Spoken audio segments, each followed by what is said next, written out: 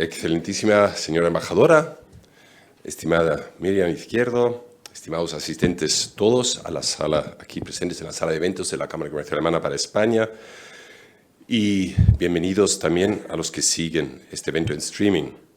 Bienvenidos todos. Herzlich willkommen, alle zusammen hier im Saal, liebe Frau Botschafterin, Miriam Izquierdo, liebe Gäste im Saal und diejenigen, die uns über Streaming folgen.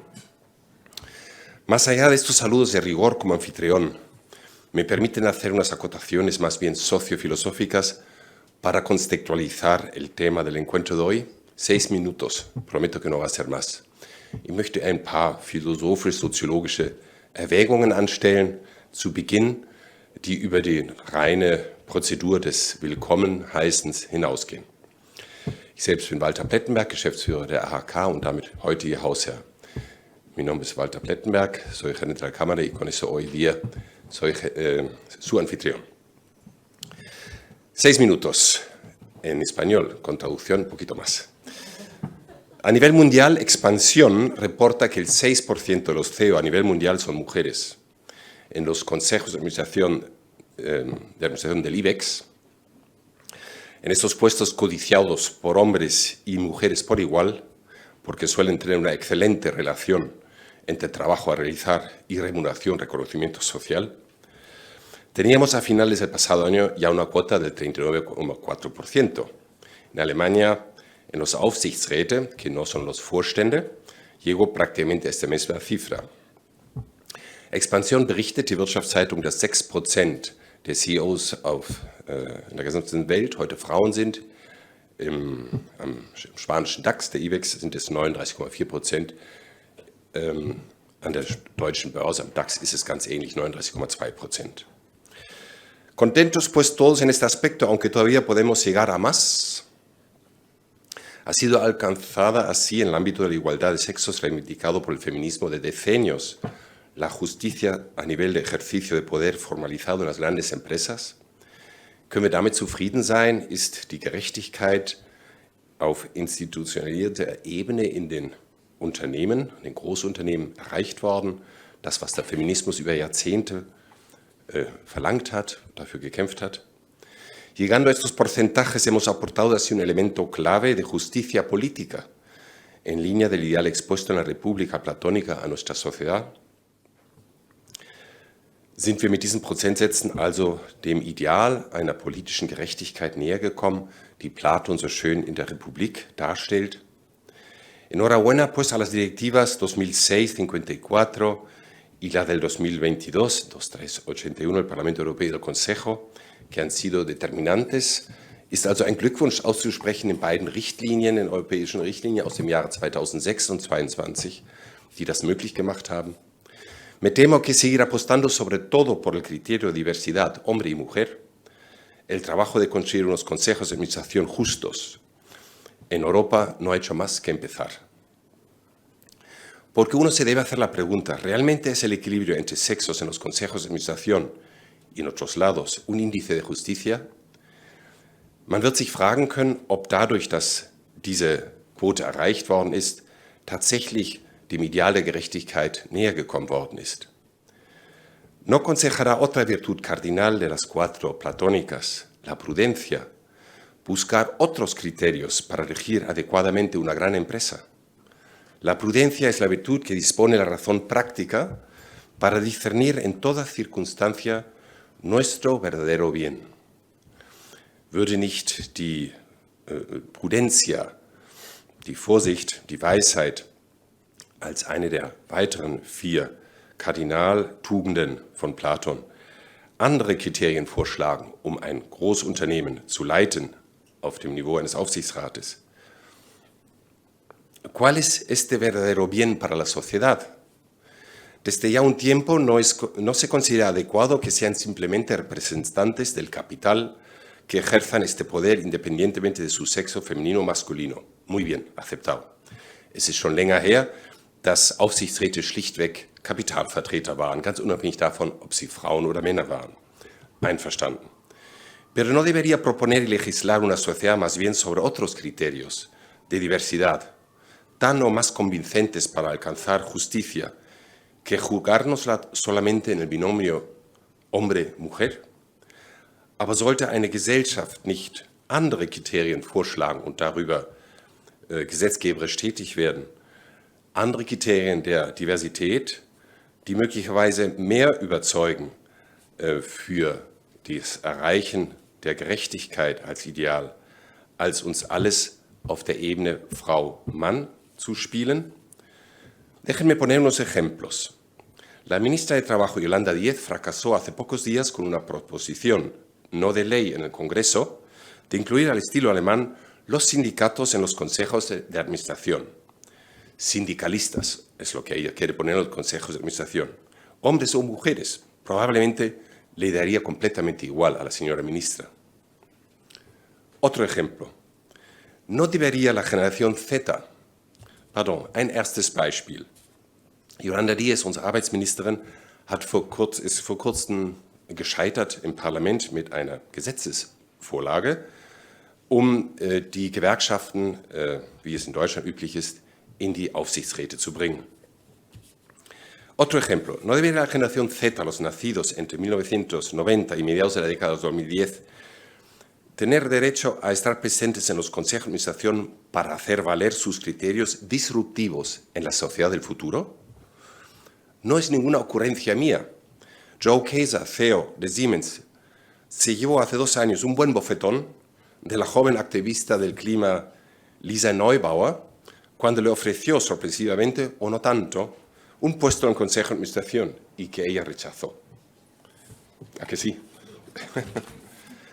Ein weiteres Beispiel. Sollten wir nicht auch die Generation Z, diejenigen, die zwischen 1990 und in der ersten Jahrzehnt des 2000 geboren sind, in die Aufsichtsräte bringen? Das ist keine Grille von mir, sondern Joe Kaiser, damaliger Vorsitzender von Siemens, hat vor 2 Jahren eine ordentliche Ohrfeige bekommen, als er die junge Klimaaktivistin Lisa Neubauer bat, in den Aufsichtsrat zu kommen, und sie das ablehnte. ¿Y qué pasa con los inmigrantes en Europa, preparándose a las elecciones europeas inminentes y posicionándose en contra de cualquier síntoma de chauvinismo europeo?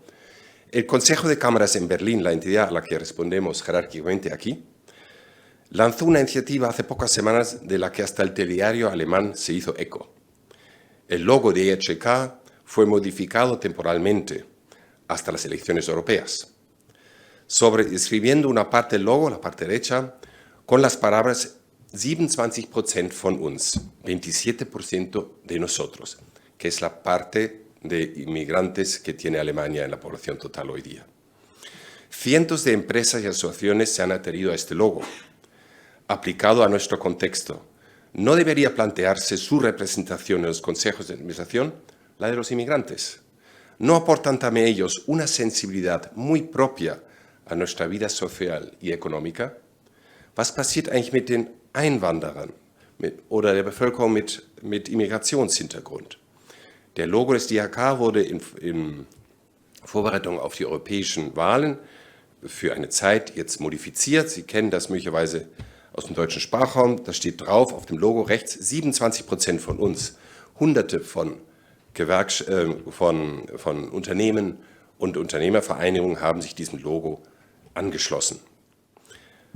Appliziert auf unser Thema, müssten nicht auch die Immigranten in den großen Verwaltungsräten eine Vertretung haben, denn sie werden eine ganz besondere Sensibilität für unser gesellschaftliches Leben und Wirtschaftsleben beitragen können.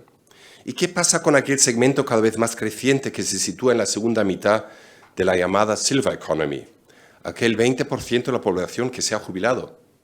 Sin duda también esta porción de la población tiene unas ideas sobre la mejor política de dividendos, de sostenibilidad, de inversión, de contratación.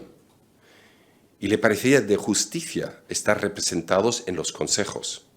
Por cierto, aquí tienen ustedes un voluntario de aquí a poquito a pasar a un consejo de administración. Was ist mit der sogenannten Silver Economy? Diejenigen, die in der zweiten Hälfte der Silver Economy angesiedelt sind, die also bereits verrentet worden sind, warum sollten die nicht auch eine entsprechende Vertretung in den Aufsichtsräten haben? Denn dieser Bevölkerungsteil wird auch ganz besondere spezifische Vorstellungen haben, was die Dividendenpolitik, die Nachhaltigkeit, die Investitionen und die Politik, was Beschäftigung angeht, haben. Podríamos sumar a estos grupos otros grupos heterogéneos muy bien dispuestos a entrar en los consejos, con una exigencia de justa representatividad. Si todos esos grupos hacen gala de la suficiente fortaleza, otra de las 4 virtudes cardinales platónicas, veremos quizás mañana aspirar a los consejos de administración a representantes de los partidos políticos, del colectivo LGBTI, de representantes del Islam o de las iglesias cristianas. Su condición de hombres o mujeres probablemente se relativizaría muy mucho. Und wir könnten fortgehen und weitere Beispiele suchen. Wenn das nur mit entsprechender Stärke versehen ist, die 4. platonische Tugend, könnten wir übermorgen in unseren Aufsichtsräten Vertreter der politischen Parteien, des LGBTI-Kollektivs, Repräsentanten des Islam oder der christlichen Kirchen finden müssen. Die Eigenschaft Frau oder Mann wird in diesem Fall weniger relevant sein. Podríamos seguir con otros ejemplos, pero por justicia, prudencia y templanza, ellos 3 aconsejan dejarlo aquí. Los 6 minutos se han agotado, me aconseja terminar aquí. Espero haber aportado un granito de arena para la discusión crítica y para una jornada que espero que sea muy amena. Disfrútenla. Vielen Dank und viel Spaß in der heutigen Sitzung. Creo que la señora embajadora tiene la palabra. Miriam, ¿o quién? ¿Tú conoces el protocolo?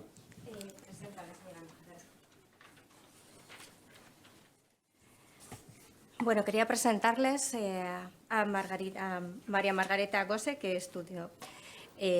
Bueno, voy a hablar en inglés, ¿no? Después del español me he perdido. So, following the program, we have now Maria Margaret Gosse. Margaret Gosse is the ambassador to Spain. She studied law in North American philology in German and in the University von Regensburg in 1996. She joined the Federal Minister of Foreign Affairs in 2005, where she posted in the embassy in Beijing in 2008. She held the positions of Deputy Division Head and Technical Advisor in a deputy capacity. After her assignment at the embassy in Paris between 2012 and 2014, she successfully held the positions of Division Head, Director for Legal and Consular Affairs, the Legal Migration and Repatriation Matters, and finally, Director of General and Central Services. Since 2022, she has been the German ambassador in Madrid. You have the floor.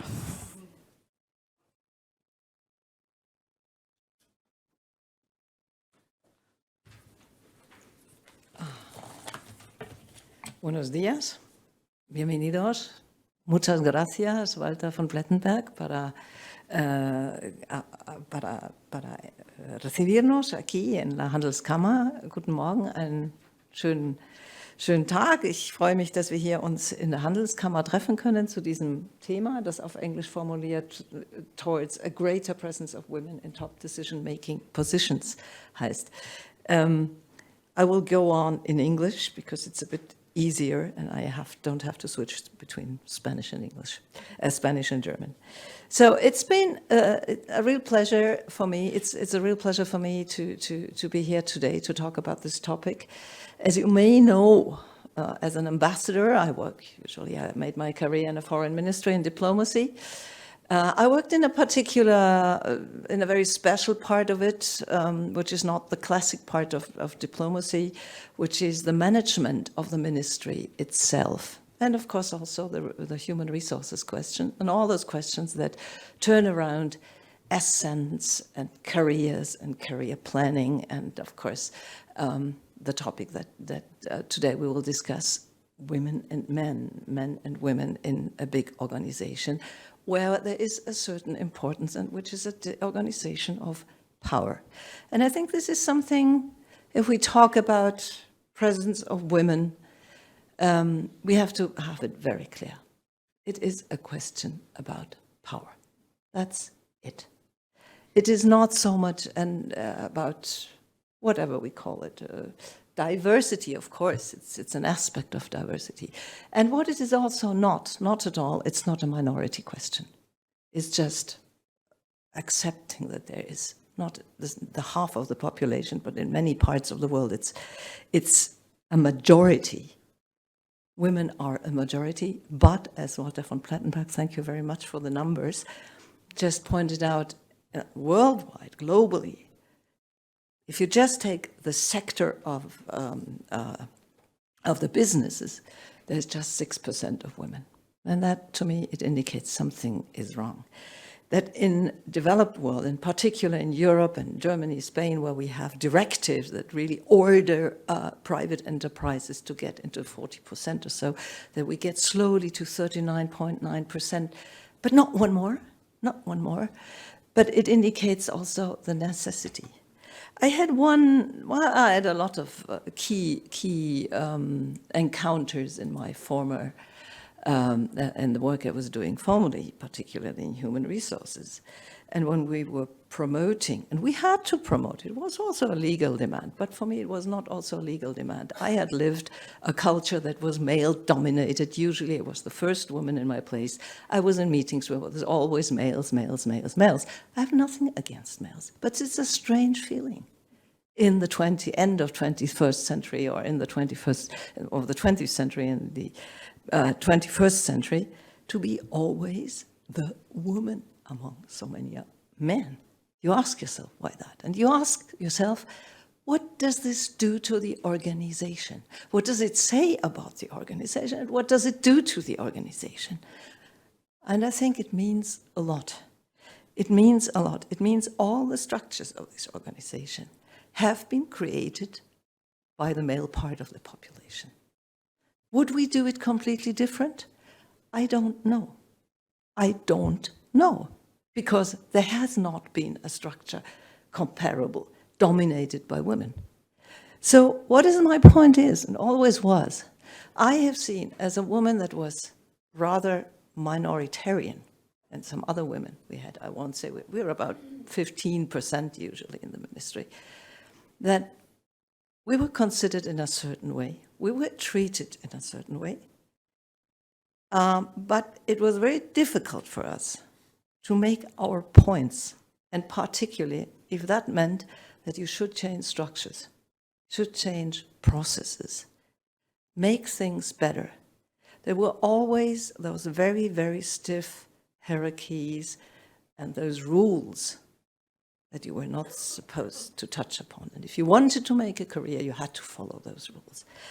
This is the world how it is, and how I found it, and in a way I dealt with it. I'm not saying it was cruel or it was terrible, but it always struck me as that there was something that is not really how it should be, because women have different ways to do things, they have different needs, they have different aspects in their life. And one of these points I was about, trying to promote women, which was my job, I very often got the answer, well, first of all, women don't have this they're not so self-assured, so they had their doubts about their capacities. And I told them, if I tell you you have that capacity, you have it, you can trust me, don't worry. But the next point was, how about my family? How will I manage to do double jobs? And this is exactly the point that doesn't enter in any enterprise. It doesn't enter in the structure or the organization. Even today, we have improved, we have done a lot, but it still is the main point why women have so many trouble in achieving the same amount of power and money, to put it very bluntly, okay? But it's about power and money like men do, because we know that the gender pay gap exists. We know, particularly when we look about the senior sector, that women receive a lot less of pension simply because their lifetime they couldn't accumulate because they cared for family, which is not compensated in this society. And this, for me, is really the real key point.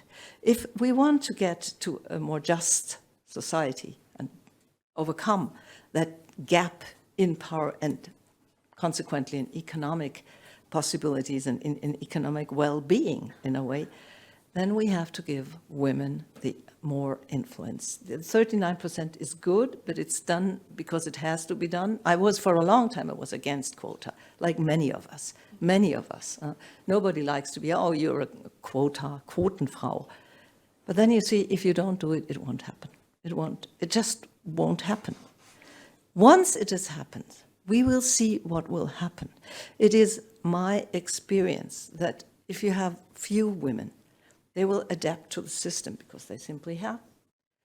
If you have a significant part of women, as a 40% plus, then the organization as a total reacts and adapts and reacts also to adapt the needs of women and try to combine it with the needs of the company and of the organization. It is not a contradiction to have women to have an equal share for women and to have a good organization. That's my experience. My experience is actually organizations get better when you have more women for various reasons. It is not that the organizations were totally bad, but they could get better with more women who bring in their points, their way to look at life, their responsibilities, because it still is, as a matter of fact, they take a lot more part in caring for families.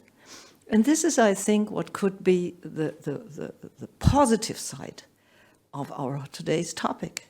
Bring women in to make better organizations. Bring women in responsibilities where they have the possibilities to achieve positive changes. Is Elon Musk still our ideal of an CEO? Sometimes for me, it occurs to me, I remember all these manager magazine guys of the 80s, and he's more that kind of guy. I think this is not the way we want companies. They should be successful. They have to compete, no doubt. But their inner structure in particular can and have to change. And this is what we're here to discuss. So thank you very much for hosting us, Handelskammer. Thank you very much, Miriam, for pushing us to do this. Thank you for our eminent panelists to be here, and thank you, Frau Schulze-Strelow, who will accompany us and talk to us for a moment. Thank you very much.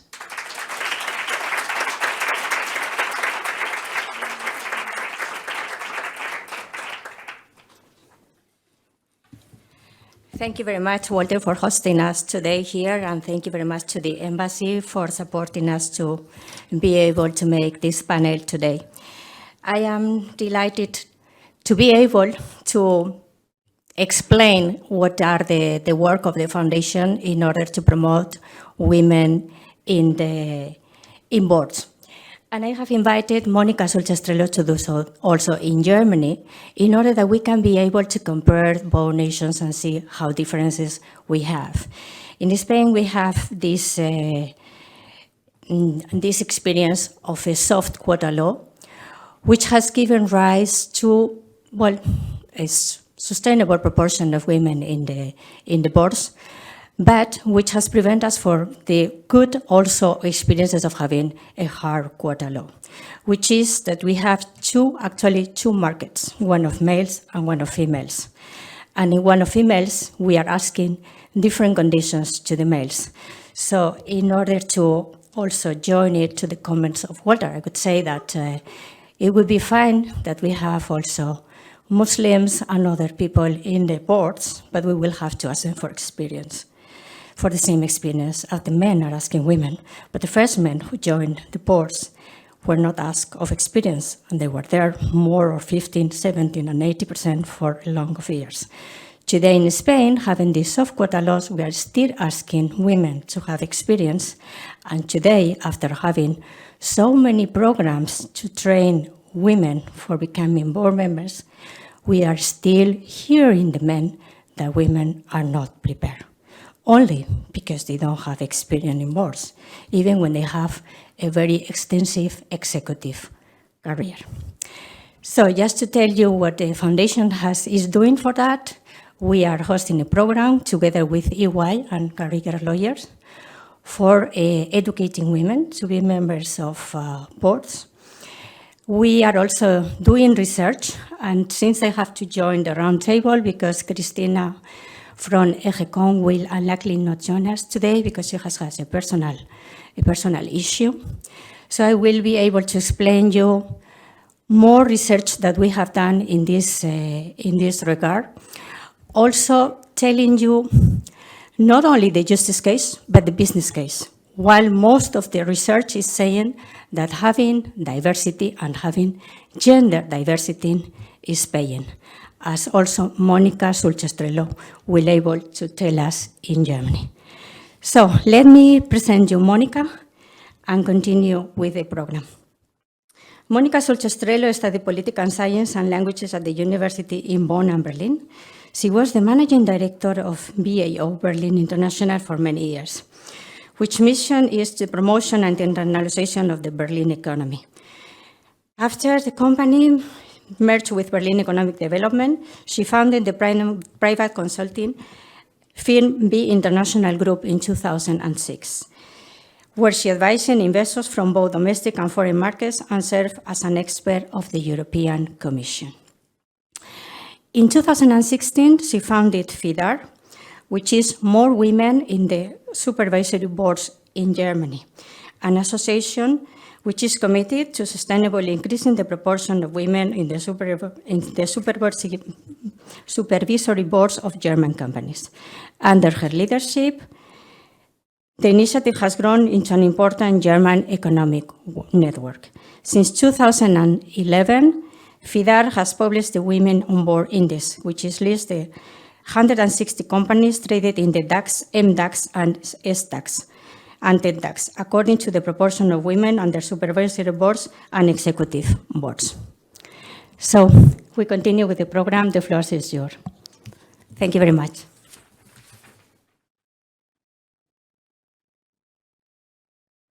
Pity that I'm sitting here in Berlin in my office and not being in Madrid with all of you.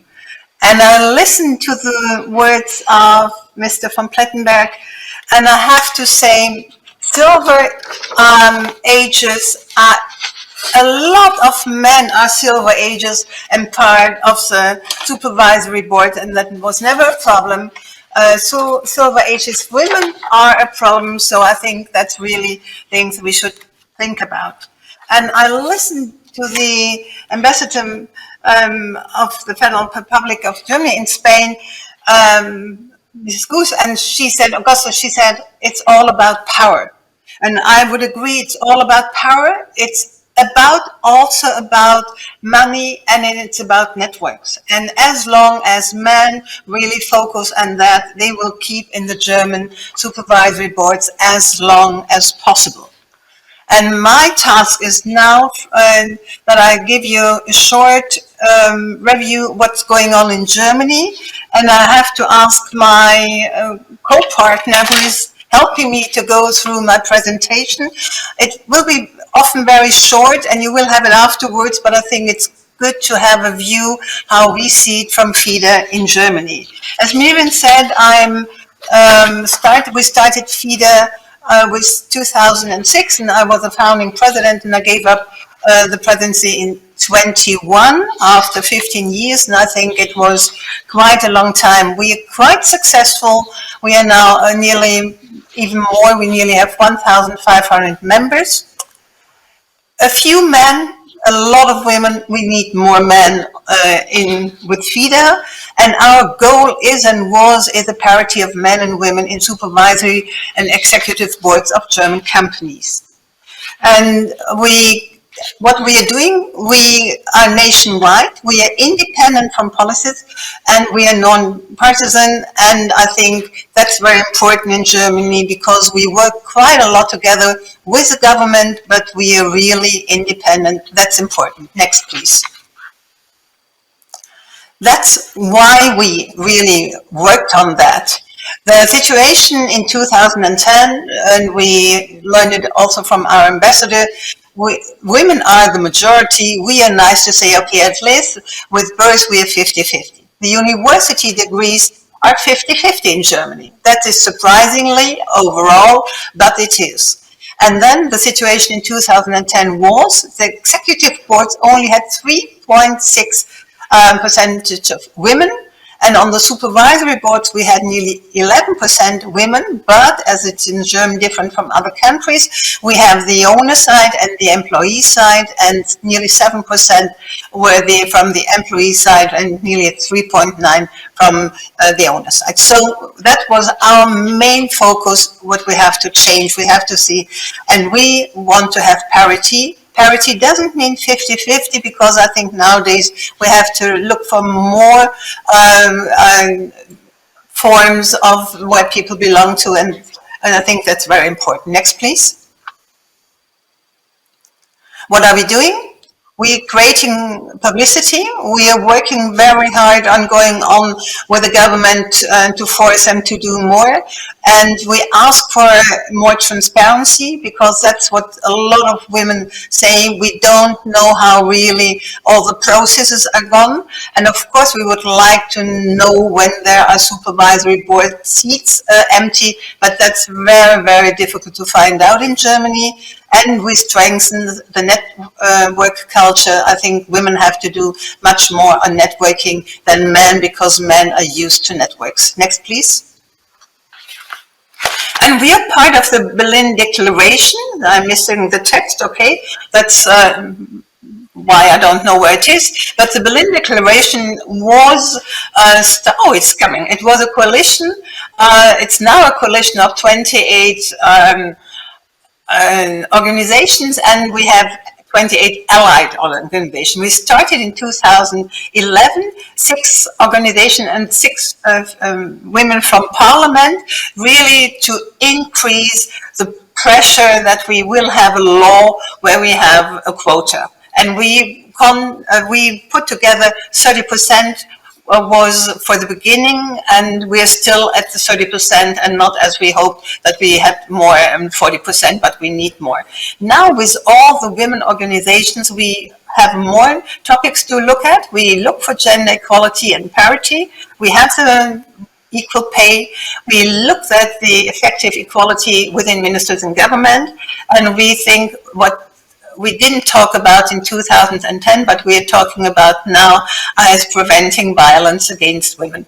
And you see the picture, we talk to all the ministers, and we talked to our chancellor in February, and he was quite open-minded, but one chancellor is sometimes not enough that we push our topics. Next, please. But that was, I have to show you, that was in 6th of March 2015 when our first quota law went through the parliament. You can imagine how much we enjoyed the day, because it was 3 or 4 years of very hard work. And sometimes it's great even if you celebrate in the parliament. Next, please. That is how the German law, the first, worked. We have a quota for nearly 100 companies, and they have to fulfill the 30%. And then we have these voluntary but not binding targets for nearly 2,000 companies for supervisory, executive, and first 2 levels underneath executive boards. But as it's voluntary, it really doesn't work. And the sanctions which are listed down, they are not really implemented, so that a lot of companies say, as long as nothing happens, we will do nothing. So next, please, the next 2 we can leave out. It's just for you afterwards for explanation. And that was a situation we had in 2017. Our was a men's boys group picture, and even we told them they're not even looking that great and that colorful, but he changed quite afterwards, because if you take the next one, the process of recruitment is still existing. You're exactly the right person for this job, and I think there we have to work against. If you do the next slide, please. I just show what we all have on the EU level, and we are very proud about this leadership directive. And I miss the second part, what's happening in Germany.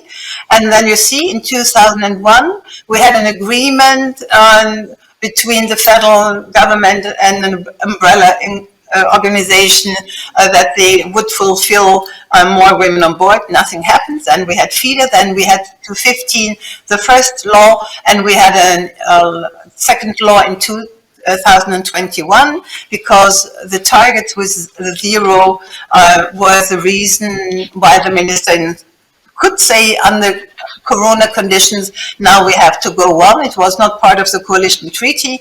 And so we have now more things to do for the people on the executive board. Please, the next.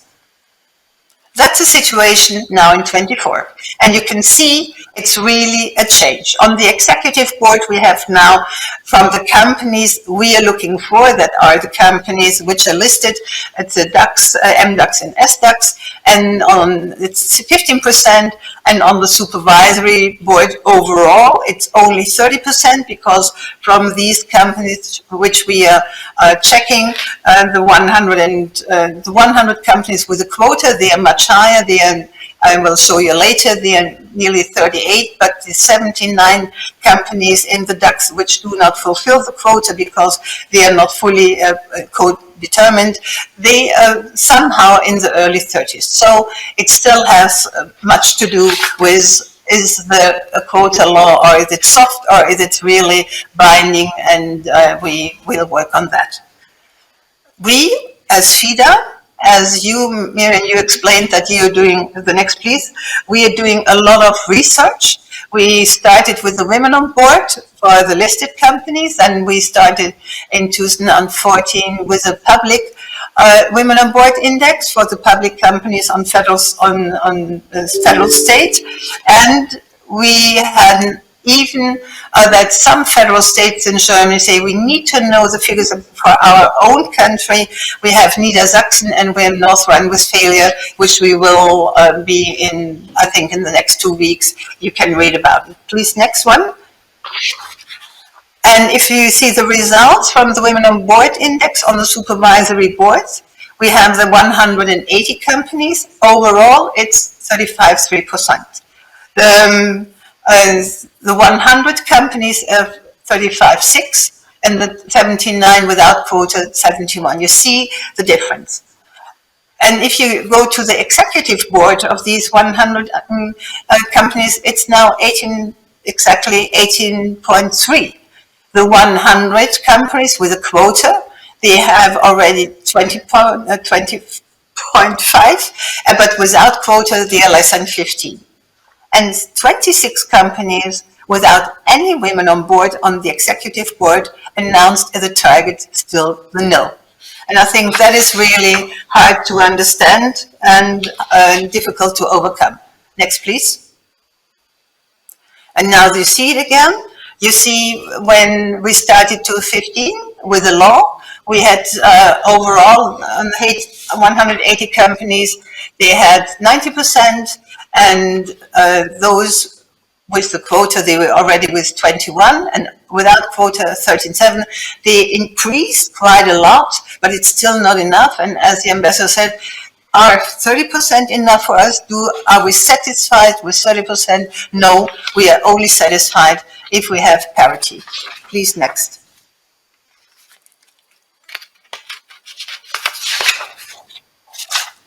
Could you take the next one? I don't see the next one. And I've seen, and that is really, it's difficult to understand why still 26 companies, they give that they have no woman, and they say we take the zero as our target, and they explain it because they have to explain it, and they explain it pages why they don't need women or why they can't put women really on the board because they have long-lasting contracts with very excellent men, or they are too few, or whatever. For these arguments, they are great in telling us why they don't need women. Next, please. And I think that you all know the excuses for lack of women in boards. And I think that the second one, all good women have already been snapped up, and that's the reason why they have to look and go for international women. But then they often have the problem that the German supervisory boards are not always great in different languages, and to build up the pipeline, that means, okay, it won't be my problem, because if the pipeline is filled, I'm out of that position. So I think the excuses are a bit similar to those of the excuses from 2010. Please, next. And what I really liked was, it was a former minister, Franziska Giffey, for family, seniors, and youth at the FIDE Forum. She said, far too many companies set themselves the target 0. Women on board, in other words, they show zero ambition, and that was really the reason why it was possible. And then if you go for next, please. It was possible that we now have for the executive board, now I'm running around and so that you can at least read what it is, the 100 companies which really have to fulfill the quota for the supervisory boards are also checked. How many people are in the executive board, and if there are more than 3, they have to have 1 woman. And they started with 62 in August 22, and now is our last review is from December 23. From these 62 companies, only 4 have no more women on their boards, and 1 of the 4 even has a quota 0. That means they really worked hard to find more women for the executive boards, and we say if you really look, you will find them, and I think that is really a success. Only we have to see it's only 62 companies for which this law is fitting, and I think that can't be enough, because the others say, okay, those hundreds and the 62 they have to fulfill, and we are quiet because we don't have to do anything. And the next please. And I think this is what we as women or women also have always to have in mind, and that was our last, my last FIDE Forum as president in 2021. It was only virtual. We had 1,800 listeners and from all over the world. And our former chancellor said words she repeated, Simone de Beauvoir, women who demand nothing are taken at their word, they get nothing. And I think that we have really also to think about when we say how can we change it. It's not only that we say men have to change, but we as well. And we are not only counting the figures, we also look, and I think that we learned before from your other speeches, quota is one part, but with a quota, you don't really change the culture of the companies. And that's the reason why we made research in the public, for public companies and private companies, to find out what's going on inside the companies. And then we learned that a lot of offers companies deliver, like home office, mobile office, programs for women, and even that they try to get better balance between work and family, and they do quite a lot. It could be done more, but at least a lot of companies are really going on. But then we found out for the private and the public companies, it is somehow similar. If you take the next, the fundamental obstacles that for the private companies, and you see the greens and till the orange, we agree totally, a bit less, neither nor, and the reds are, we disagree. The male-dominated leadership structures are still those parts which hinder the most, and we, for the private companies, we had only a few men who answered from the supervisor and executive board, but more women. You see, for men, it's not that important, or they agree to 50%, and women for this first question, they agree more than 70%.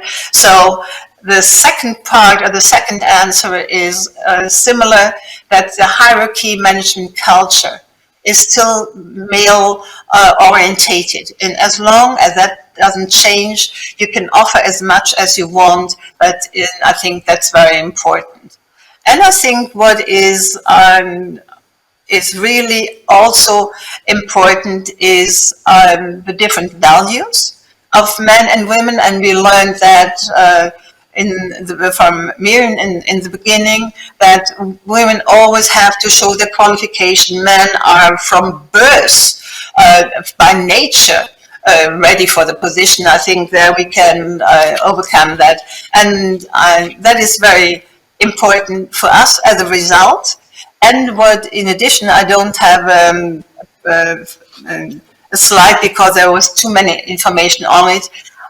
We also asked the private companies, how do you go along with the law?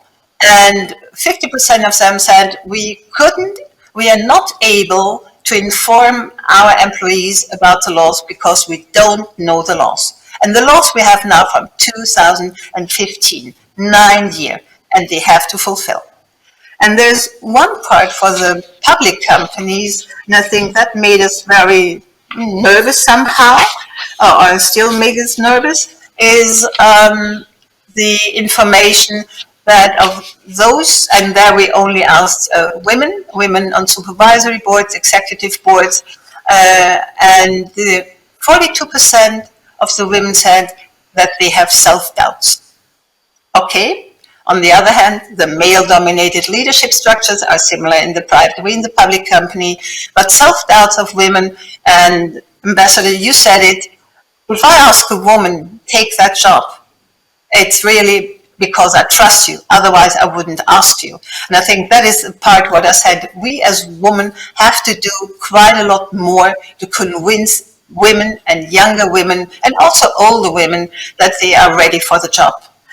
And I looked, and that was a question when we discussed with Miriam before, how is the situation in the family offices in Germany?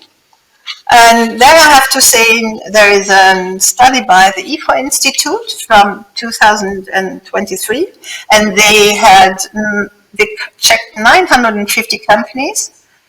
And overall, in the average proportion of women in the family companies, on the supervisory board are 26%, on the executive board 20%.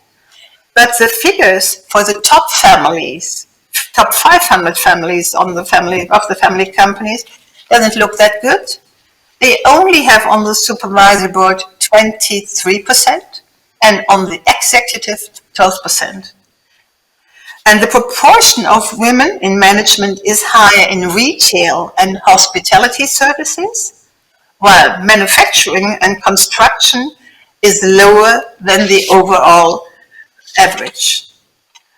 And then 1/3 of these 950 companies are aiming to increase the proportion of women, while 42% state that they have no plans to do so.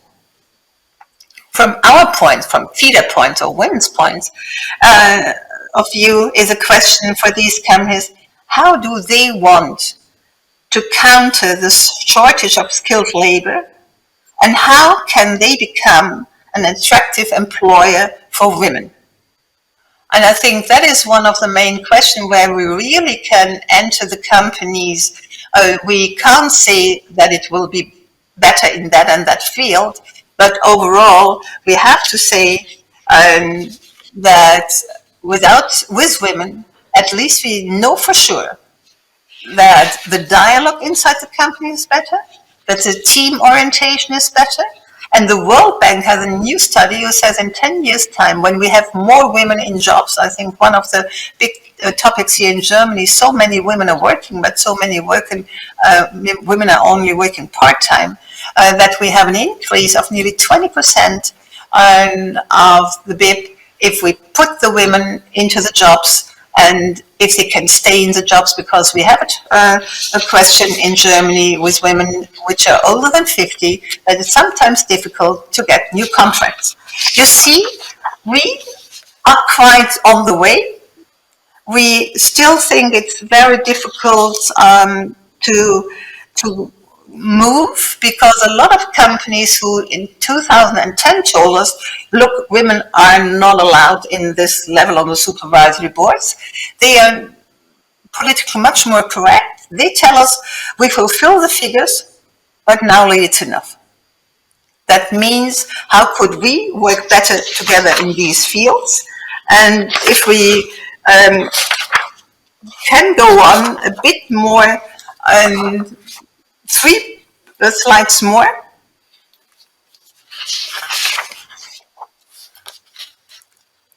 We go. You have it afterwards. I will show you, because one very big topic in Germany is also the quota, as we learned. And Ambassador, you said, I didn't like the quota when I was young, but I've seen without quota it doesn't function. Please go on. There is the acceptance of the go on, because I'm too long now. Go on, please. This is one that I would like to show you. And I think that is the acceptance of the quota among women. I want to, and I think everybody in the room, and I've seen there only the women from the back, but I've seen, I think all generations are there. And we all know with 25, we don't want to hear the word quota. With 30, we manage it all without quota because we are good, we know it. At 40, we still want to manage all without a quota because we are good. However, our experience have led us to have our doubts. Men are faster on the track. At 45, we know that we are good, but it's still not enough. And if we haven't already done so, then we call for a quota. And that is also the age of women, which at those ages they become members of FIBA.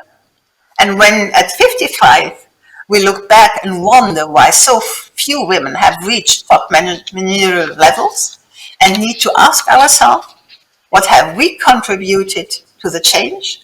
Just demanding a quota is really not enough. And I think that we should have in mind when we go on. And one last sentence to the EU directive. I'm afraid that we in Germany say, okay, we don't need to take it over because we already have a law, and then we will see what's going on.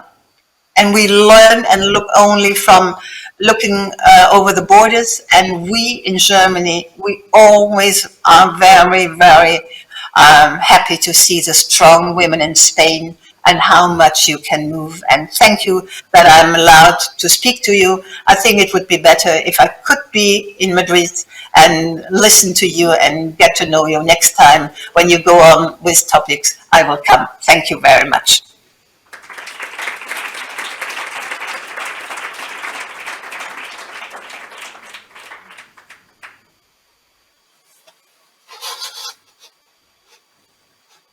Very much, Monica, for this clear explanation where we see that we have problems all over in Europe, but Germany and Spain are one of the countries where these problems are bigger because we didn't have a quota law. But I agree with you, the quota law is not enough. But I would like to say one word of the quota, because probably we are not going to talk about it in the roundtable. The quota is an accompanying measure, which has to be limited temporarily until we arrive to an equal position in the job market. The problem is that we haven't arrived to this position, and we want already to discuss the possibility of the quota law. The quota law is an accompanying measure to the dismantling of a monopoly.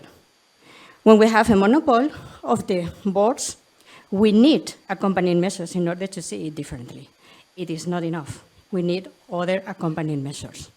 As Monica has told us, the cultural in companies is essential to promote diversity. And we all know, also men, that diversity is a business case that pays. Companies have to show the reality of the society, also with Muslims and with other diversity people. But these people have to be prepared. The problem with the women, even when they are prepared, we don't arrive, as Monica has said. And this is why, unluckily, we have to do these kinds of programs ongoing. And we will see how is the directive going to be, or what effects it's going to have in markets such as in Germany and Spain. Because in the UK, actually, the voluntary measures have been successful. But France has a good law even in executive committees because they didn't see that voluntary measures were enough. Okay, thank you very much, Monica. I will join you in Germany some of these months.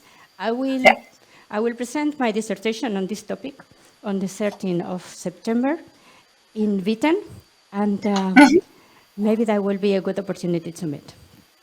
Okay, I'll come along. Thank you very much. Okay, thank you. Have a good, really good results from the Congress. I hope so. Thank you very much.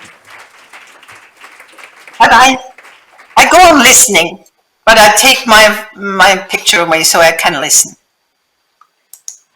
I'd like to present you Janaína Telles. Janaína is a Brazilian lawyer. She's a researcher and a professor of law at the University of Alcalá. She is both member of the bars of Spain and Brazil, and she has just returned from a year of postdoctoral stay at the London School of Economics. She has also promoted on this topic, so she's a very accredited conductor of this roundtable.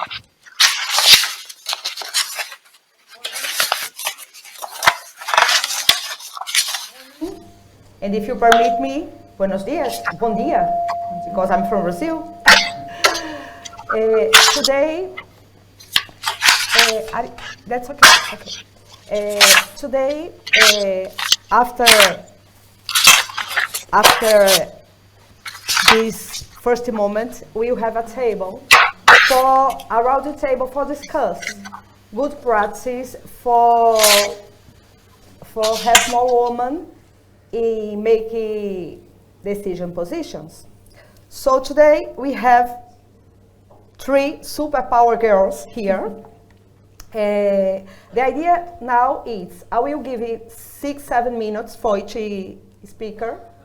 The idea is they sharing things that they watched, they implemented, they have in common many years on the same organization. So the idea is give 6-7 minutes for each speaker, because I will be so strict with the time, because I just come back to UK, so I learned a lot about this, and we are in a German house, so I will control the time, because we want to reserve the 50 minutes at the end for discuss. Like a lot of participation of you, so please do your appointments for the end, at the end, okay? So let me present our first speak is Maria Gonzalez Adalidi. Is the pronunciation correct? Maria started her career in a renowned law firm. Since 2006, she has been with Deutsche Bank, where she joined as a senior lawyer. She is currently Chief Operation Officer of Deutsche Bank, as well as of the Private Bank of Italy, Spain, and Belgium. She is an executive director of Deutsche Bank in Spain, where she also chairs the operation committees, which includes areas such as technology, human resources, risk, legal, financial crime, compliance, among others. She is a business law from Universidade Pontifícia Comilhas, ICAD, Maria is a leader in governance, diversity, and equality in the banking sector. She's a part of the Women in Banking Network, and has joined initiatives such as La Mitad del Cielo, Half the Sky. Maria, the floor is yours. Thank you very much. Thanks a lot, first of all, for the invitation. I'm so glad of being here and having the opportunity to discuss about this topic that is very, very close to my heart. So Yanira has asked us to give you a flavor on how, in our experience, things have changed since we started to work. In my case, I have seen a significant change as the topic of diversity was not on the agenda, let's say 20 years ago, and now it is not only on the agenda, but it's in our own scorecards and our goals. No? And I would say that, as we have discussed, it is a tool to make a smooth transition, to speed up the transition and to foster the diversity in the different bodies.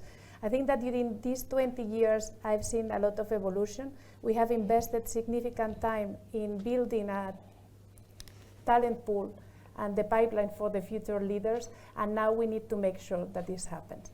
The other main change that I would like to remark, and following what the ambassador was saying, is that based on my experience years ago, to be successful as a woman, you need to adapt to the rules of the game. Now we start to see how this diversity concept is embedded in the organization in a way in which we are not only willing to have a quota or a representative, but to give a voice. And this is very important to me. I would say that we need to make sure that women are not a token, but they are empowered and they have decision-making authorities. And for that purposes, I think that in the organization we are working on different lines. First one is work with goals, and we have a goal of 35% directive or senior managers by 2025. In the case of Spain, I'm glad to say that we are at 39% level. On a second area, we are working on networking, and we are now launching our woman networking in Spain that I'm glad to sponsor. But this is not only about women, so I'm having a co-sponsor who is the head of corporate bank, and is I think the way in which we need to operate. This is not about only us. This is about making visible that diversity is important for the whole organization. On a third field, I think that it's very important to devote time to mentoring and to coaching, and to make sure that the voice of the people is listened. In my own experience, at some point of time, I have had the perception that there was other people taking my own decisions. No? At some point of time, when you give birth to your child, or when you are in the early days of the kids, people assumes that you are not willing to take one step forward. So we need to make sure that through mentoring and coaching programs, we give the right space and empower the people to make visible what they need and what they want for us. And that brings me to the fourth line of activity, in which I'm very convinced that we need to invest time, and is generating references. I would say that, for me at least, I've been grown in a family in which both of my grandmothers, they have university degrees. My mother, she has been working since I was a kid. We are 4 sisters, so all of us working. And this generates an ecosystem in which you know that you can make it, and you have the right reference to being convinced and self-assured that with the right effort and devoting time, you can go there. No? And I think that that's why I'm so keen to participate in this type of events, and also being part of Women in Banking, because we consider that generating reference in a sector like banking industry that has been mainly driven by male is very, very relevant. So this would be kind of my Thank you so much, my key takeaways on top. So I appointed here for after. I have appointments for the first speakers, but now I appointed here networking, coaching, mentoring, references. Let's continue and come back in a few moments. So thank you so much for the time, for the respect of the time. Maybe Here, maybe Miriam, could you speak at the end after our? Okay. So now I'd like to present to you our Ana Campon Alonso. I don't know if Ana is Spanish or German or I don't know, because let me present you. Ana Campon Alonso has a degree in business administration for the Universidade Complutense de Madrid, and has been with Siemens since 1993, when she joined Siemens Austria as a trainee, and has since then held a number of positions of responsibility. She spent nearly 25 years of her career outside Spain. Since 2007, she is a member of the board of directors and has been CEO. She is CFO and Digital Industries Head of Siemens for Spain and Portugal, and has also worked in areas such as human resources, strategic department, sales, or industrial services and solutions. Dear Ana, the floor is yours. Good morning, everybody. Yes, I'm Spanish. But indeed, I've been living most of my life abroad. Yeah, as you said, I started working for Siemens when I was still a student, working full time and being finishing my studies. Yeah, my experience is like I was grown in Madrid, going to the school, women and men, so girls and boys, exactly the same.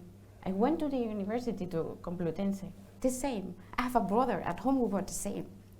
And suddenly I was there, a casualty, working for Siemens in Austria. And I'm the same. And then I was confronted with something different. I was different. Okay, I was different because I was Spanish. I was a woman. I was as slim as I am. My voice was never different like this. I was the opposite of their stereotype. Yeah, stereotype was a man, big, the voice, and then I was like I am. No? And I recognized I'm different. It's okay, why not? But I saw the reaction with them. I was observing the men, they have the positions, they have the say. The woman just was working very good. And I honestly am what I am. I'll come back to my story, because men trusted me, because all my bosses were men. So I have the privilege to work in a company where since the very beginning, the top, the tone of the top was diversity. But in that time, it was back in the last centuries, it seems like, but it was that time, the middle management was not in the same line and the speed like the top management regarding diversity and women. So suddenly I was there, and I have worked a lot because I love what I do. Honestly, I love it because I think it's my responsibility. But it was the only way that I was here. Yeah, I was observing, because I observe a lot and think, and that time there were some women, but honestly, most of them were imitating men. And I said, I don't want to imitate a man. I'm like I am, and I'm good like I am, but I have to create my place. I said the positive thing is when I finished my studies, there were a program led by the CFO from Austria for, special for students, or finished. And we were equally, men and women. But once you have done this informant program, then you are out in the world. And then I have been in situations where I have to say, I'm not your secretary.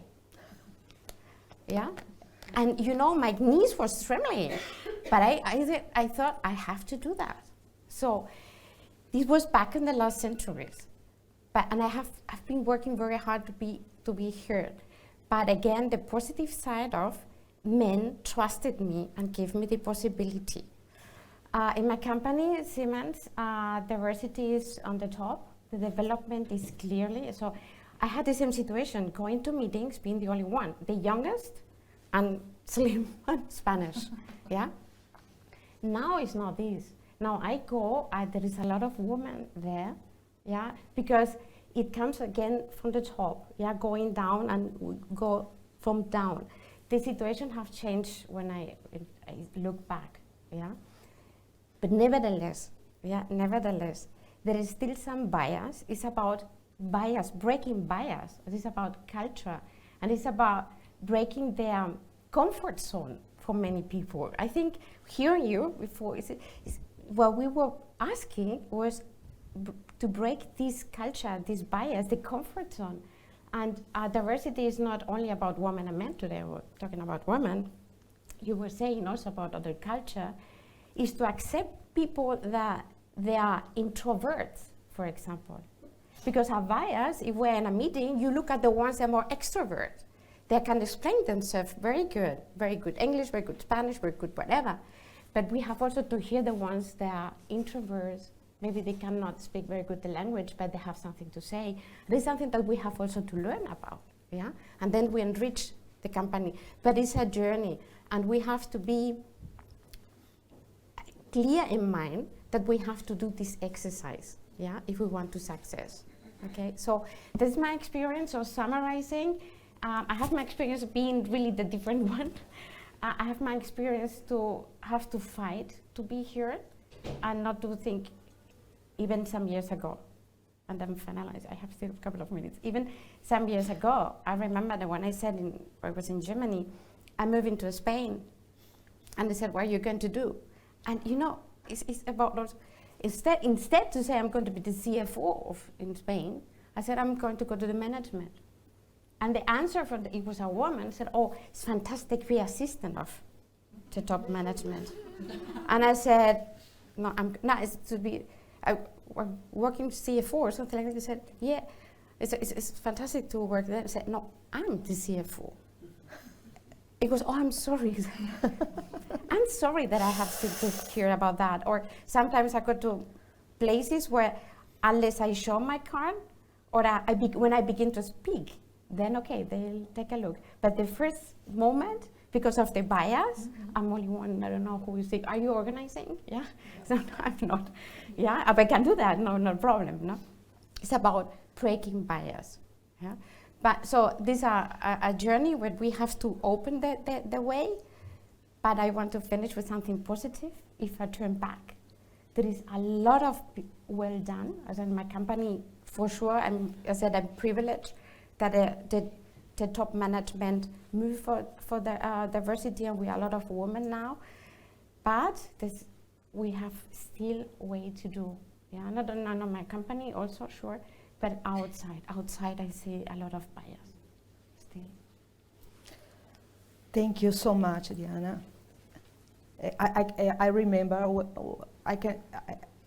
one day I was doing a course in a bar association here in Madrid, and a colleague gave me a car and told me, Hannah, for your husband. What? My husband is nothing. Me is the person, no? The important person in the family, no?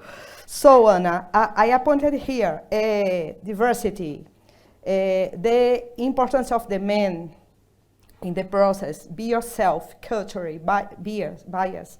Let's continue. Okay, perfect. Thank you so much, Anna. So now, I don't know what I did, but they are being so punctual, you know. Hema has a university inside in the company. Let me explain why. Hema Góngora Bachelet is Director of Global Employee Experience at Iberdrola. She holds a degree in Business Administration for the Universidad Autónoma de Madrid. As academic, I have obsession for the university, so sorry. So because this, I said the names of the universities of it. She holds a degree in Business Administration for the Universidad Autónoma de Madrid and has complemented her training in people management and leadership at prestigious institutions such as IES and ISEAD. She has been with the Iberdrola Group since 1996, holding positions of responsibility since then. In 2023, she launched the Employee Experience area, of which she is currently director at the global level, maintaining her previous responsibilities in the development of the leadership, talent, and employability. The floor is yours, dear Gemma. Thank you very much. It's an honor to be here, participating in this panel, in this session of today, and also sharing the floor with such a fantastic group of professional women. I share some commonalities with what my colleagues have already presented, both Maria and Ana, because I started also working in Iberdrola while I was in the university, during the last year of the university, and I've been in the Iberdrola in this company all my professional career, which may sound a bit old-fashioned nowadays, as you know, but when you work in companies probably like ours company, Iberdrola, big companies with international presence, even if you have been here for all your career, it's like if you have been working in such different companies, especially in the case of Iberdrola, when we moved from a very local utility Spanish company based to an international company. I also share with Maria that I'm used to see my mother working. In my family, I was the first one that got a university degree, but my mother and my father were working, so it was very natural for me to see. I think that probably if I think in my friends, probably 90% of my mother's friends were just housewives. They were staying at home, but it was not my case, so it was pretty natural. I'm also a mother of two. I have a daughter of 20 and a boy of 16, and they are used to see that both my husband and myself work, and I travel a lot, and I have a responsibility position, so they take it for granted, that this is natural. But when you go back to the professional environment, it's not exactly the same, okay? So I work in, all of you know Iberdrola, a world-leading utility company, pioneers in renewables, leading the green transition, but in an industry which is male-dominant. I think it is the International Energy Industry Agency, that says that the representation of women in the energy sector about the total workforce is around 16%. And if you look at the managerial position, the numbers are not very much better than that number. In Iberdrola, women are 24% of the total workforce, and we are 42,000 employees worldwide. And and you should consider that the near half of our workforce are field workers, electricians, where the representation of women is still low. So I'm used to working in a male-dominant environment, and I remember, especially when I was a young lady working in the sector, to be in meetings where I was just the only woman. And I was laughing when you were talking, Anna, because I remember being just asked to prepare the minutes of the meeting, or to say, oh my God, why me? Why you shouldn't ask? So for me, it's, why are you asking? It's really, really awkward. So good things is that, or good news is that things have changed in positive. So there has been a change, not just because now diversity is in the agenda. Diversity, I remember many years ago, it was some, exotic concept coming from the States or from UK in our case.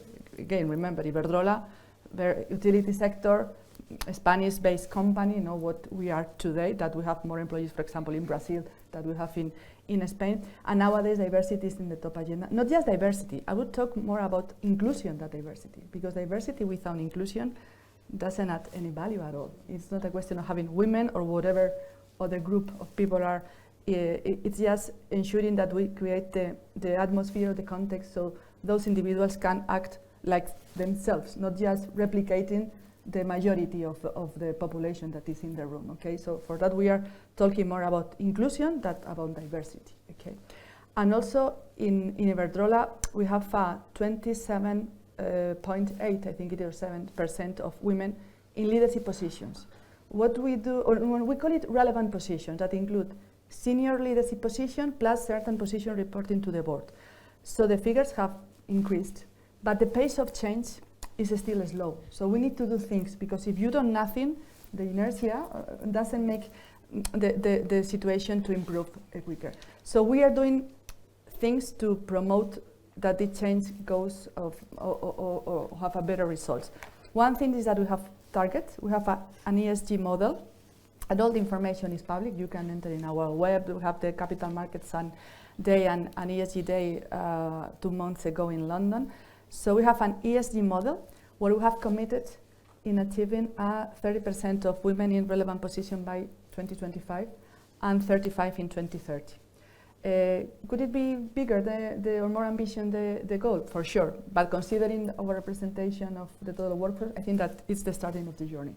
And when you put a target, and we can talk about what quotas, the good thing is that, or target or objectives, when you set a target, you are sending a message to the organization, and you are putting that on the agenda, and you are committing it with publicly. So all the organization, want it or not, start moving towards that direction. But setting the objective is not enough. So I am a human resources professional. I've been working in talent management, leadership development a lot. I'm used to have a lot of conversation with many people when we do our recruitment processes or when we have our talent reviews. And you see how women try to see that they are not prepared to take this leadership position.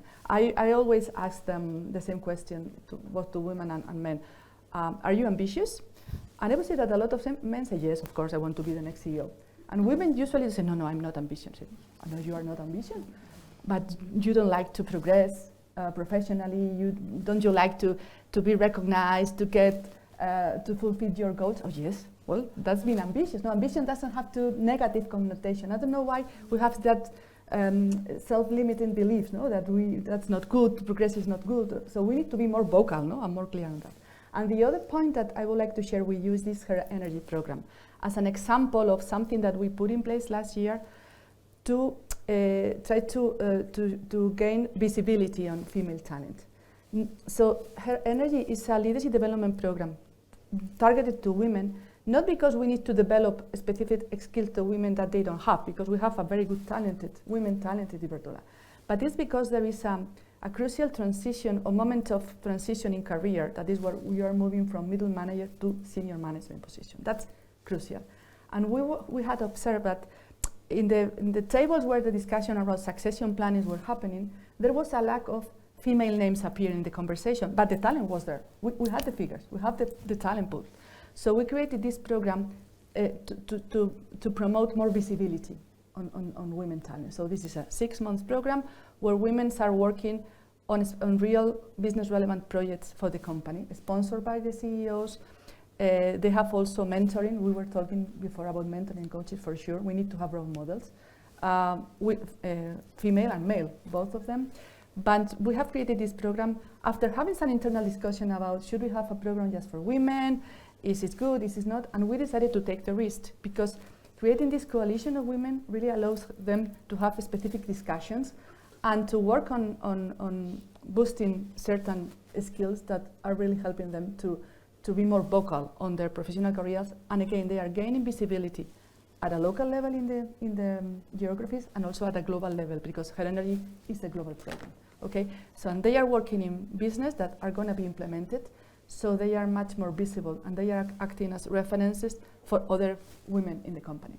And my last point is that when we had this discussion internally at Iberdrola, saying should we do this program or not, we decided to, for the second edition of the program that we launched this year, in certain geographies, it was a self-nominated process. It was not someone from each geography saying, so it should be whoever nominated in the program. We opened the process.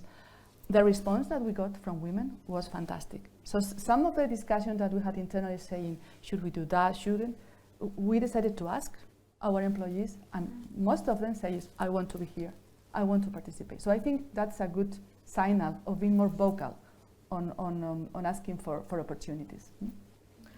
Perfect, Gemma. So more ideas for discussion after. Reference, not just the study reference, but working reference, diversity, inclusion, ambition, visibility programs.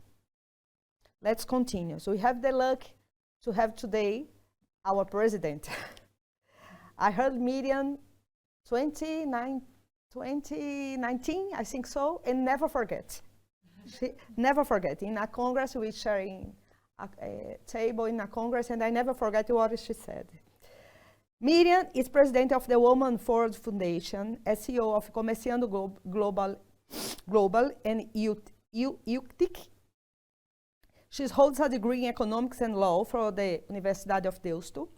She's a master in European law from the Universidade of Deusto, Magister Juris in European law from the a German university, MBA from a university from Brussels, diploma in entrepreneurship in startup from Instituto de Empresa, PDG from IESE, Master in Management of Digital Business.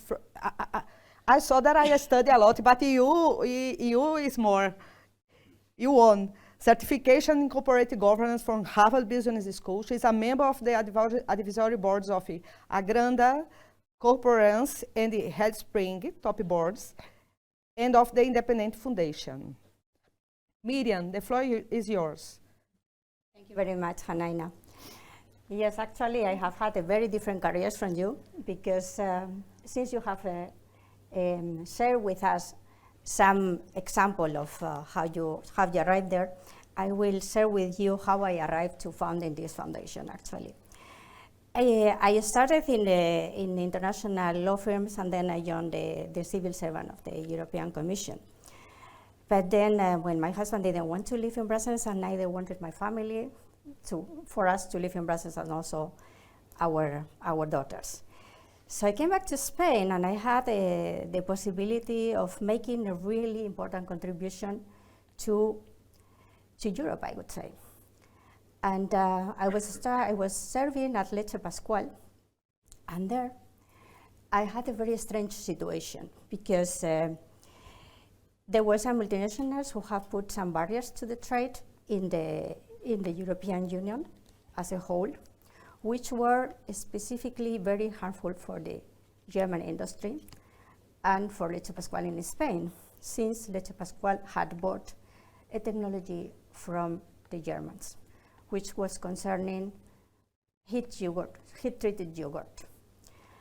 And so I started to study that, taking into consideration that I was a former civil servant, and I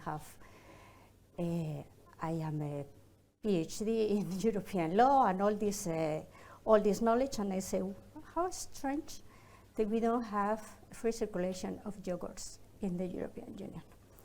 And I started my research, and I discovered that there were some technical barriers to trade put there from French and Swiss multinationals.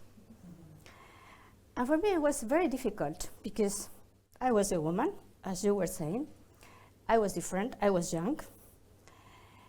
I was not coming from the sector. I didn't had a clue from the sector, as Tomás Pascual was saying, that everybody who was in the company thought that milk was any white liquid. So that was my case, 100%. And then I started seeing that some countries could name yogurt, certain yogurts, but not others, and some other countries were branding the yogurts as they wanted. And then I discovered that in the Codex Alimentarius, these companies had decided, had made a decision which yogurt should be. And I always say that I didn't have a mentor in my career, and I didn't have any sponsors, because sponsors are even more important than mentors. But I had a Canadian man who was like 20 years over me, who introduced me to the main persons in the sector. And I started to understand who was doing that and who were the main persons. And at the end, we discovered these barriers to trade, and we were able to restore the free circulations of yogurts, of heat-treated yogurts, and also of German yogurts, which are different from the French ones, because the French ones are what we call yogurts in the whole European Union at that time, which is not the case now. So the German minister called me and said, when we restored it, he called me and said, are you telling me that no German legal firm and no German industry was able to see this barrier to trade, and you were the only one making this? And I said, well, maybe I was not the only one, because I had people helping me, but yeah, I was the one putting this into the table and being able to make the network of the different companies making different products, and not only yogurts, but also food with yogurts, because they could be they could be naming that they have food with yogurts, but the German yogurt could not circulate outside Germany, Holland, the Scandinavian countries, and the UK naming yogurt. But then the anecdote was, they didn't tell me that I was the secretary. They told me that I was the lover of these 20 years Canadian men who introduced me to the people in the sector. So he was the thinker, and I was the lover, and I was working for the company in order to do this significant change. So maybe that was one of the reasons that led me to found this foundation. And I had more other experiences like this in the international law firms, not in the European Commission, thanks God, but also in the other positions I have had along my career. Well, but once having shared this anecdote that really makes us different in the law, in the professional path, I would like to tell you what the foundation does to change this situation based on the research. All the things you have mentioned, we have put them black and white in our research. We started in 2019 with the first research where we started to speak about the need to measure and put objectives. And with that, following this initiative, we made an index, which is Índice Empresarial of Business Index of Equality, in order for companies to be able to set up where they want. Today, if we want to know how the situation in Spain is, we had this code of conduct of the CNMV, of the Spanish Stock Exchange, which set out that in year 2022, we should have arrived to 40% in listed companies. However, today, only IBEX 2035 arrived to this level. If we go down, as companies are smaller, their diversity percentage is also smaller. So we take into account the 165 listed companies, they only arrive to a 29% of diversity in their boards, 2 years later of the soft measure of the code of conduct. If we go to family businesses, the situation is worse. Sometimes it's good because they have women inheritors, but if they don't have women inheritors, they don't really feel very much the concern, unlike, for example, the UK, which has already started also with the family businesses. So with this situation, and with what we learned from this first research, we did another research on year 2021, which was, what do men executives think about equality in their businesses? And we had a shocking outcome, if you want. 2/3 of the men, somehow in the different questions regarding equality along the company, expressed that they consider women professionals worse than men. So what we do with this outcome, and we decided to make a strategy and turn it into a positive strategy and create a ranking of companies for equality and looking for CEOs drivers of change. This is the ranking that we are doing now, that we are presenting in 1 month on the 25th of June in Fundación Botín, so we invite you already to be present there and to know who is the leader for change of this year, who are the CEOs leader for this change, where we have really not a lot of German companies. The Chamber of Commerce has helped us to disseminate the ranking with the German companies, but the participation of the German companies have not been really very successful, unlike the French ones. And we see with this research that the problem of equality is exactly the lack of culture in the company. And the bad part of that is that companies, these executive men, don't see still the benefits of diversity. In the first research we did in the year 2019, we collect research of all over the world, of universities, of business centers of different countries, where we classified research according to how the diversity creates value for businesses, from the business case, not from the equality case. And one very clear one is that women nowadays make more than 70% of purchase decisions at home. If the messages are not clearly driven to women, women will go for the companies where will they feel more touch or more a move or whatever. Mercedes was a good example of a company who clearly saw that, and they decided to make a car, ideally or more directed, for women consumers. I remember I interviewed Lord Davis in the year 2016 in London, and he told me that the change was absolutely needed because companies need to be sustainable. And they cannot be sustainable without having the possibility of addressing to women and having women concept, women way of deciding, women way of understanding businesses differently than men, because this is the richness and the benefits of diversity. And he was telling me that one listed company in the UK was going bankrupt because they had a board with only men board, which were doing tampons for women and binders for women. And of course, how could the men understand the product, which is only for women?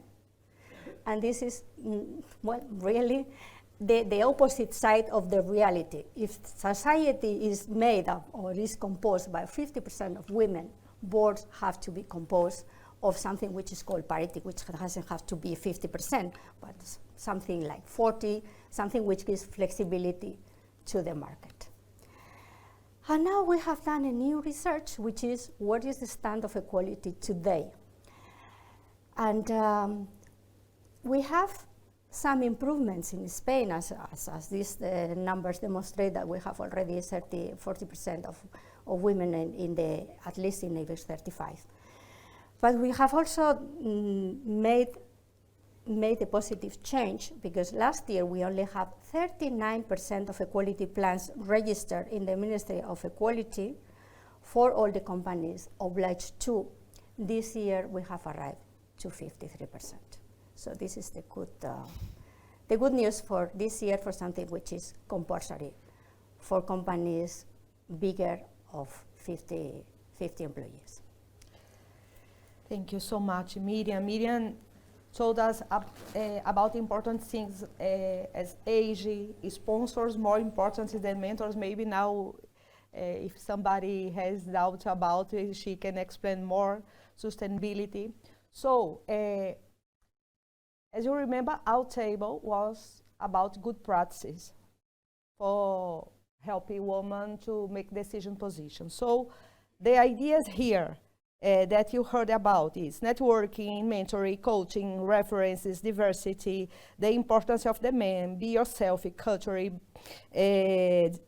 inclusion, ambition, visibility programs, the question of intersectionality, the age, etc., sponsors. Now, I'd like to open for a moment for the questions, because for me it's important the timing and the space for you. And I'd like to do a provocation. We need to, I'd like to just recover one thing that I think is really important that the ambassador said about diversity is not equality. You know, we are the half of the world, you know? Because many times we see confusion about equity and diversity, no?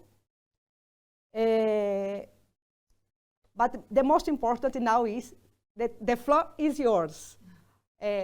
Who would like to do a question? Don't be shy. Yeah, first of all, thank you for all of you for your time and the very interesting presentations. I wanted to go back to a point that you made about housekeeping issues, or Gemma also said, or Maria, you don't think that people or women with young children want to be in leading positions. Do you think this is changing with your new generations? Now new generations, men and women, want to be more at home and have a personal life, more than we used to have in the 80s, 90s, or even 20s. Do you think this is changing? This can improve equality on gender issues? Maybe you? I would say this is the case, and what we are seeing is that paternity leave is helping to get this bond from the very beginning. The problem is that there is still some bias from the paternity leave takers, and I would say as a company we need to make sure that not only women but also men, they are given the opportunity to have the right balance between work and family. And for me this is the key for the future. We've been talking about quotas, but the paternity leave is a moment that has been penalizing historically the woman career path, and now with the new regulation we are in a better position. Yes, it's impossible to talk about this issue and don't talk about care. I think you have time for one question more. Good morning. Thank you. I would like to thank you to share so personal experience and opinions today. And I would like to hear some advice from you to get our male colleagues more involved in this change, no? And how can we share with them this purpose, no? And get more collaboration to make this happen. Thank you. Maybe Gemma, would you like to talk something about? Based on our experience with Her Energy, for example, the best thing to do is to bring them into the conversation. I mean, in the case of Her Energies, when we have created, or other programs, similar programs, we have created mentoring networks. We invite men and women to be mentors as such, no? So, and when we organize panel like this, we call it Inspiring Talks. For example, in the last, the closing session of Her Energy, I had the honor to moderate one panel with different role models at the leadership position of Iberdrola. We brought women and men. So it was a very natural conversation talking about what we are talking here, but with a more diverse panel here. So I think I love this idea of ecosystem or coalitions, no? We need to have more allies. I think that we need to create spaces for women to talk about what they are experiencing, because it creates an atmosphere where probably other issues arise, but we need to work on a more ecosystem and coalition mode, absolutely. If you allow me to step in, exactly is what I think. We cannot do women and men, this would be four. Sometimes maybe we have to support each other, indeed, yes we can. It's something that we have to encourage ourselves. But this is not the goal. The goal is together. And for example, if you take a sponsor, a mentor, men who has children, so girls, daughters, it works very much because they want also a future for their daughters. So there are very good colleagues for this ecosystem to support. Yeah. Absolutely. Yeah. Only of course, Maria. Do not take things for granted and ask. And be vocal, because many times the problem is that we take things for granted and you consider that people is going to realize how good is the work that you are doing and that you are willing to take a further step. Do not take that for granted. People, my heart is broken, but because I love it. I love this moment, but we need to follow. We can follow discussing on the coffee because we need to finish our events now. But of course, in a few minutes, you can continue our conversation with coffee. Brazilian coffee, I hope so.